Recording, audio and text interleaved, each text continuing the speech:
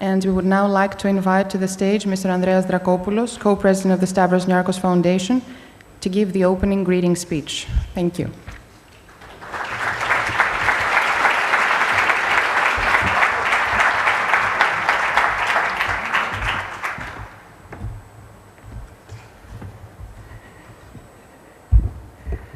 Distinguished guests, ladies and gentlemen, welcome to the second annual Stavros Niarchos Foundation Conference on Philanthropy, and thank you for joining us.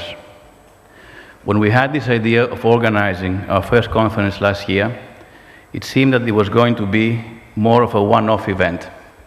But we were glad to see that, if nothing else, the conference had provided a platform for many involved in the philanthropy world to get together and exchange views about how we can all improve in our respective missions. Such platforms can be used to discuss issues productively, to learn from one another, and to share new ideas. We hope that this conference can play this simple but important role. So again, thank you all for being here. The role of philanthropy within a social welfare society is the subject of this year's conference. When more than a year ago I first read about this notion of a social welfare society in an article by Anders Asland, a senior fellow at the Peterson Institute of International Economics in Washington, D.C., who is here with us today as a participant and a speaker, I was hooked on it. A simple notion, yet at the same time so powerful, just like life itself.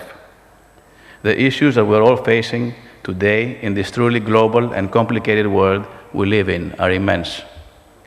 Any state on its own, any private enterprise on its own, any philanthropic effort on its own, they all have proven, and in my opinion will continue to do so, inadequate to deal effectively and equitably with most of today's problems. We need to work together, not in a philosophical sense, but in everyday life. We also need all of the healthy powers of the state, the private sector, and of philanthropy to collaborate in the most effective way possible, especially in the midst of the current global socioeconomic crisis, which affects the real lives of ordinary people. Only then can we hope that societies at large will be equipped with what is necessary to provide a healthy, decent, able, civil environment for all of its members all around the world. We simply need the right evolution and all the existing healthy powers of all sectors of life to work together in order to restore the right to dream and the right to see one's dreams become a reality. In terms of philanthropy's own important role towards achieving a better society, we must never forget that philanthropy itself cannot by any means and should not replace the state. It can only work on a complementary basis.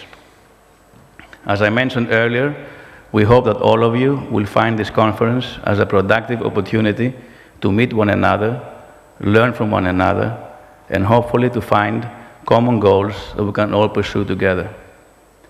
Philanthropy can be expressed in various ways, and not only by providing financial support.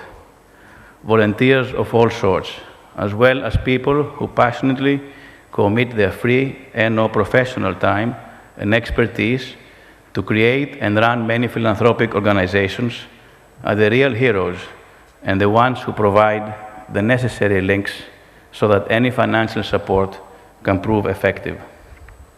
Philanthropy, when implemented properly, when there are no other agendas present, and when there is real social value added, should be gladly and gracefully embraced at all times. In terms of Greece's current serious socioeconomic crisis, more should be done by local, well-to-do individuals and by local foundations. The needs are enormous, and the responsibilities of those who have the means to contribute are equally big. The reluctance to engage in the social arena in order to help alleviate the social crisis is disappointing. On the other hand, through the European Economic Area Agreement, an effort led by the Norwegian state is funding projects in Greece that aim to promote equal opportunity, tolerance, security, environmental sustainability, and a decent standard of living for all. The project is at the core of a social welfare society, and so are the efforts of successful entrepreneur, philosopher, and philanthropist George Soros and his philanthropic endeavors to help alleviate social crises around the world. All of us who are actively involved in philanthropic activities realize that none of us is perfect in any sense of the word, but we do try hard, and we firmly believe that collectively, every effort is instrumental towards a better tomorrow for all of us. Within this social welfare society, public-private partnerships of all kinds and all sizes are also instrumental and necessary to provide an essential basis for effective collaborations. In all such cases, the multiplier effect can really do wonders. So enough said on my part. I hope that all of you find the presentations and discussions to follow can remind us all that through collaborations we can achieve a lot and eventually contribute to a better society for all of us by alleviating suffering and by creating the right circumstances for decency, civility, and hope. Aristotle once said that educating the mind without educating the heart is no education at all. Lastly, I would like to thank all of my colleagues at our foundation for all they do, day in, day out. And special thanks to Lenia Vlavianou and Stelios Vasilakis for all their hard work in organizing this conference. On behalf of all of us at the Stavros Niarchos Foundation, we thank you for being here today. Thank you.